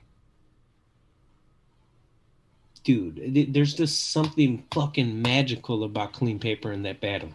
Little brother panicking, looking for the Mac. When we stepped in, like it's just like what? Like Oh my God, I don't even know, man. Yeah, yeah, clean paper, man. Clean Look, man, this has been everything that I envisioned. paper. We're definitely gonna have to spin the block, maybe a part two in the future, because Hey, there's so much we can talk about, and we haven't even talked about like all time greats or moments or lists in history. Forget about it. It's, can I just make a quick plug here, really quick? of Is course you can. you know, I haven't lived in Minnesota for years, but if you are in Minnesota, Manslaughter Battle League and No Coast operate out of there. I know there's COVID right now, so I don't really know what's going on, but No Coast and Manslaughter Battle League, check those out because they're operating out of Minneapolis, St. Paul. So again, if you're a battle fan, you gotta support your local. In Philly, we have so many fucking battle leagues. Just Google, we got Battle Academy, we got Powerhouse, Trap House, so many different ones. So make sure and regardless of what city you live in, there's probably a league, and I think that's something that a lot of people don't realize is you can be in Nebraska and there's a league there. There's people who are interested in it. So if you're a battle fan, just try to find your local community and build with them, and Yeah, you know, touching base with the small leagues and the local leagues does a lot for you because I always look at the local leagues like developmental leagues, and you yeah, build a relationship with those people that are trying to develop into careers, and even if they never pop or make it anywhere or ever like lucratively touch a main stage league like a URLRB King of the Dot, you still build that network and connection, and you still get a chance to learn from battle rappers that are still amateurs or in professionals because there's a lot to learn from the art form on every level. 100%, 100%. And if I can just add one more, man, is I admire so fucking much what Lex Luthor and I Battle do. Love I, Lex. it's unbelievable that that man is a natural born leader. Just the way he operates and has grown that despite so many challenges. So if you are in New York, support I Battle. No man, he's really good at recruiting. He's done a fantastic job at putting people in positions to succeed. So Yes. he's really good too. With all the stuff he Mhm. multitask and balances, like he's if he jumps in the ring, he can tear somebody's head off. It's pretty crazy because you wouldn't think somebody that manages this much could be good still, right? Like it's difficult to be creative and administrative at the same time. What was that line he did where he made up a person who was like Patrick Thompson or something? It was a made up individual. It wasn't a real person. I don't know if you remember that, but that shit was so fucking funny. He does a lot of those, man. Minnesota Luke, man, the historian. All right, all right. It's a pleasure, my brother. Thank you for having me on. I appreciate you. Thank you, man. We will chop it up soon.